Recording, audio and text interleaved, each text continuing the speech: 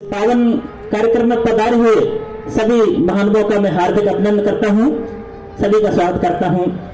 साथियों, हमारे पूर्व वक्ताओं ने बड़े विस्तार से सभी को बता दिया है संविधान के बारे में, लेकिन मैं इस समय कुछ अपनी बात रखता हूं। इस संविधान से पहले इस देश में 700 साल 800 साल मुगलों ने मुसलमानों ने शासन किया, तब इन ब्राह्मणवादी ताकतों ने उनका कोई विरोध नहीं किया। 200 साल अंग्रेजों ने राज किया, तब भी इन्होंने कोई विरोध नहीं किया, सभी उनकी चापलूसी गुलामी करते थे। लेकिन जब इस देश के अंदर चार्टर एक्ट 1833 लागू हुआ, समान शिक्षा नीति, समान दंड संहिता कानून, उसके तहत इस देश के अंदर पहली बार नंद कुमार देव ब्राह्मण को हत्या और बलात्कार के जुर्म में फांसी हुई। इसकी बात सुनते ही सभी ब्राह्मणों के पैर के नीचे ही जमीन खिसक गई और सोचने लगे कि इन अंग्रेजों ने तो हमारी व्यवस्था को खत्म कर दिया। उन्होंने इनके खिलाफ आंदोलन चलाना शुरू किया, अंग्रेजों के खिलाफ। साथियों, वो आंदोलन उन्होंने ऐसा चलाया आजादी का, और हमारे लोग समझ नहीं पाए थे। जबकि अंग्रेजों ने इस देश में हमारे लिए जो व्यवस्थाएं की, वो सबसे सुंदर व्यवस्थाएं अंग्रेजों ने बाबा साहब से पहले करी थी। सबसे पहले कोई न्याय विधान बनाया तो लॉर्ड मैकाले की शिक्षा नीति 1862 लागू हुई। जब बना था उसी के तहत से इस देश के अंदर समान व्यवस्थाएं लागू हुई, जिसमें 511 धारा थी। वो व्यवस्था इस देश के अंदर ऐसी परिवर्तन की लहर आई कि अंग्रेजों ने इस देश में SC ST OBC समाज और महिला समाज को सारी व्यवस्थाओं में ला करके खड़ा कर दिया।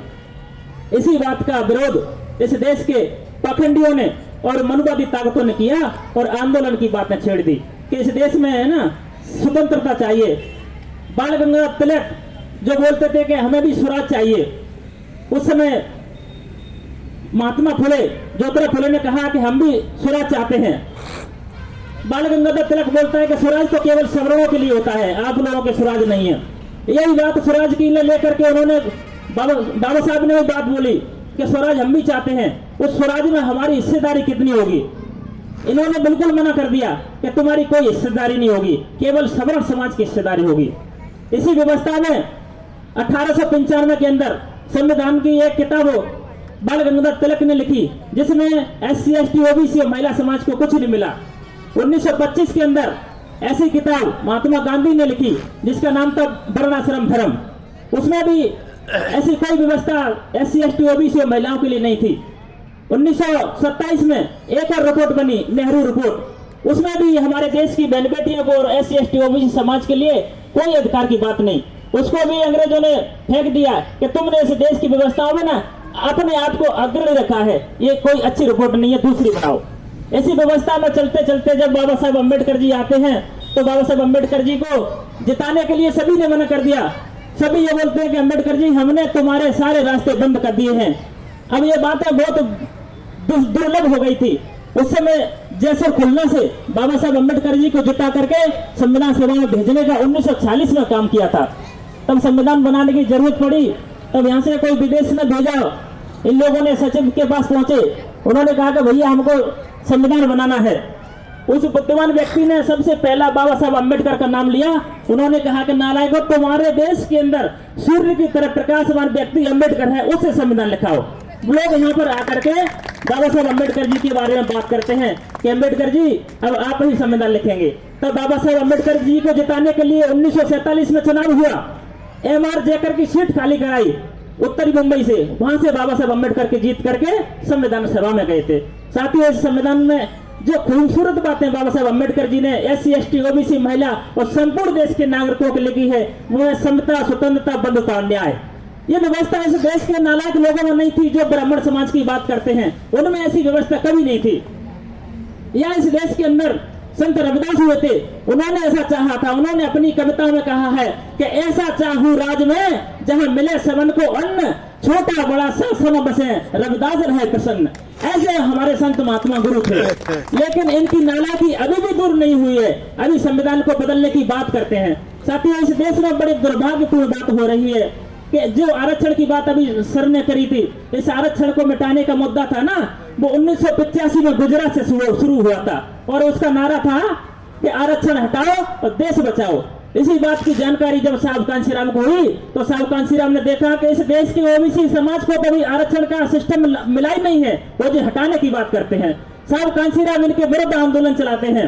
साथियों, साहब कांशीराम जी ने इस देश के अंदर 500 से अधिक बड़ी बड़ी मीटिंग करी थी घूम घूम करके, और बताया था कि इस देश के अंदर ओबीसी समाज जो संविधान के अनुरूप अभी 52% है उसको सूचीबद्ध नहीं किया है, पहले इनको सूचीबद्ध किया जाएगा।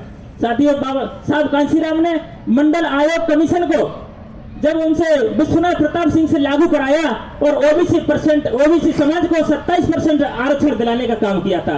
आज ओबीसी समाज इस बात को बिल्कुल भूल गया है और जाकर के बीजेपी की गोद में बैठ गया है, जहां पर उनको चापलूसी के अलावा कुछ नहीं मिलता। लेकिन इन महामानवों ने इस देश को खूबसूरत बनाया, सारे सिस्टम को एक रूपता दी, उनके बारे में ओबीसी समाज अभी भी जानने को तैयार नहीं है। मैं इन पर सर्वे करता हूं, मैंने लगभग 4 लाख से अधिक लोगों का सर्वे किया हुआ है, जिसमें ओबीसी समाज सबसे मूर्खतापने की बातें करता है और कहता है कि संविधान तो है ना, उस चमार ने लिखा है जो हमारे कोई काम करना ही है। मैंने बोला कि नालायक, तुम्हें भी इन चमार ने ओबीसी का नाम दिया, नहीं तुम इस देश के सिस्टम में आउट हो जाते। बाबा साहब अम्बेडकर जी ने 1942 के अंदर संविधान अनुच्छेद 340 लिखा और बताया कि ये समाज भी इस देश का निवासी है।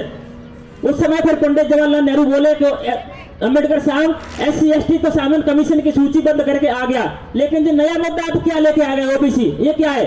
तब बाबा साहब बोलते हैं कि ये भी इस देश के मूल जो लोग हैं ना, उनको आगे रखने की बात है, इनकी प्रतिनिधित्व की बात है। तो बाबा साहब अम्बेडकर जी ने 1932 से उनकी भूमि चलाई थी। इस देश में और कोई नहीं था बाबा साहब अम्बेडकर के अलावा जो जानने वाला कि SC ST ओबीसी समाज इस देश की स्वतंत्रता में सभी की हिस्सेदारी होना तय करना था, तो बाबा साहब ने ही चलाया। और साथियों, इस देश में जब अनुच्छेद 340 लागू हुआ तब जाकर के संविधान के अंदर इनको ओबीसी समाज को अपने सिस्टम में लाने की बाबा साहब ने पूर्ण तरीके से व्यवस्था कर दी थी। साथियों, लेकिन आज बड़े दुर्भाग्य की बात है कि हमारे देश के SC ST ओबीसी समाज है ना, अभी भी सोए हुए हैं सभी के सभी। कोई भी अपनी व्यवस्थाओं में आने के लिए तैयार नहीं है, ना ऐसे सुंदर कार्यक्रमों में आने के लिए तैयार नहीं है। कभी कभी हम लोगों के पास चंदा लेने जाते हैं तो बोलते हैं कि भैया आप तो हमेशा भीख मांगते रहते हैं। मैंने बोला भैया ये उन महापुरुषों का कार्यक्रम है, आप इसको भीख समझ लो या जो अच्छा लगे जो समझ लो, लेकिन मैं आता रहूंगा, आपकी इच्छा तो दे दो भैया, नहीं हम तो ना अपना काम जरूर करेंगे। ऐसी मानसिकता बनी हुई है। गुटखा खा के थूकते हैं, दारू पी के मूतते हैं, लेकिन कभी इन महापुरुषों की विचारधारा के काम के लिए ना 10 रुपए देने को तैयार नहीं होते। इनकी नालायकी अभी भी खत्म नहीं हुई है और इस समाज के लिए बड़े दुर्भाग्य की बात है, ये समाज अभी भी सो रहा है, इसका परिणाम इनके बच्चों को भोगना पड़ेगा। साथियों, मैं इसी के बाद अपनी वाणी को विराम देता हूं। मेहताराम काला साहब ने इस सुंदर कार्यक्रम का आयोजन किया है, इनको भी मैं बहुत बहुत धन्यवाद और बधाई देता हूं। जय भीम, जय संविधान।